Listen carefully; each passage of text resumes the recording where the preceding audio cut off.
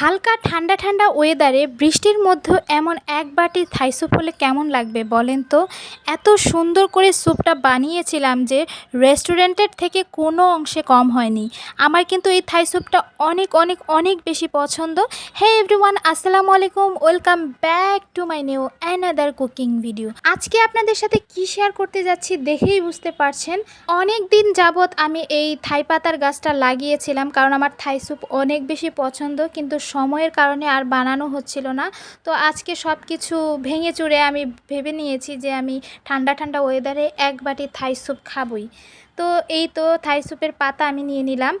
নেওয়ার পরে খুব ভালোভাবে ক্লিন করে এইভাবে কেটে নিয়েছি।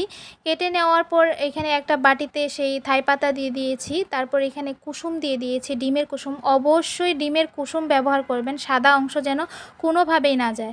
তারপরে আদা দিয়েছি। আদা দেওয়ার পরে দিয়েছি কাঁচা মরিচ, শুকনো মরিচের গুঁড়া, আর একটু দিয়েছি সয়া সস, টমেটো সস। আর আপনারা চেষ্টা করবেন এইখানে থাই আদাটা দেওয়ার জন্য। আমার কাছে থাই আদাটা ছিল না, যার কারণে আমি এখানে নর্মাল আদাটা ব্যবহার করেছি।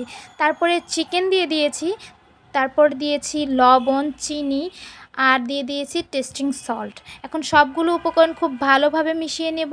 আপনারা চাইলে এখানে মাশরুম ব্যবহার করতে পারেন, চিংড়ি মাছ ব্যবহার করতে পারেন। আমি চিংড়ি মাছটা থাই স্যুপে খুব বেশি পছন্দ করি না, আর মাশরুমটা পছন্দ করলেও বাসায় অ্যাভেলেবেল ছিল না, যার কারণে এখানে ব্যবহার করিনি। আর সব কিছুই আমি প্রপারভাবে ব্যবহার করেছি।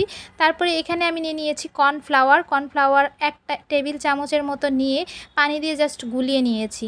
এখন চুলায় একটা কড়াই বসিয়ে দিয়েছি, অল্প একটু তেল দিয়ে এখানে রসুন কুচিটা আমি ভেজে নিয়েছি, ভেজে ওটা উঠিয়ে রেখেছি। আমি কড়াইটা আবারও ওয়াশ করে এখানে পরিমাণ মতো পানি দিয়ে দিয়েছি, আর একটু লবণ, আর এখানে টমেটো সস দিয়েছি। আপনারা চাইলে এখানে কিন্তু চিলি সসটা ব্যবহার করতে পারেন, তাহলে টেস্টটা আরও বেশি ভালো আসবে। তো আমি এখানে টমেটো সস ব্যবহার করেছি। বেশ কিছুক্ষণ পর গরম হওয়ার পর এখানে আমি যে সব কিছু উপকরণ গুলিয়ে রেখেছিলাম সেটা এখানে জাস্ট দিয়ে দিয়েছি। আর কিছু কাজ নেই, বেশ কিছুক্ষণ এখানে নেড়ে চেড়ে নিতে হবে। নেড়ে চেড়ে নেওয়ার পর দেখবেন যে একটু একটু করে কালার চেঞ্জ হয়ে আসছে।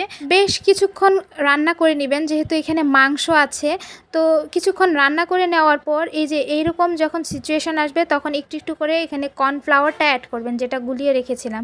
তো অ্যাড করার পর দেখবেন যে আস্তে আস্তে এরকম একদম ঘন হয়ে আসছে।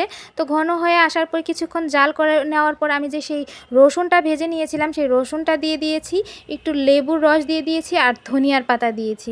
ব্যাস, আমার একদম রেডি থাই স্যুপ। এটা রান্না করতে কিন্তু খুব বেশি সময় লাগে না, জাস্ট উপকরণগুলো রেডি করে নিতেই যতটুকু সময় লাগে। তো এই তো আমার থাই স্যুপটা একদমই রেডি। এটা কিন্তু আমার অনেক বেশি পছন্দের, একদম স্বাদেও কিন্তু খুবই দুর্দান্ত হয়েছে। আপনারা কিন্তু বাসায় একবার ট্রাই করে দেখতে পারেন। সবাই ভালো থাকবেন, সুস্থ থাকবেন। আজ এই পর্যন্ত, আল্লাহ হাফেজ।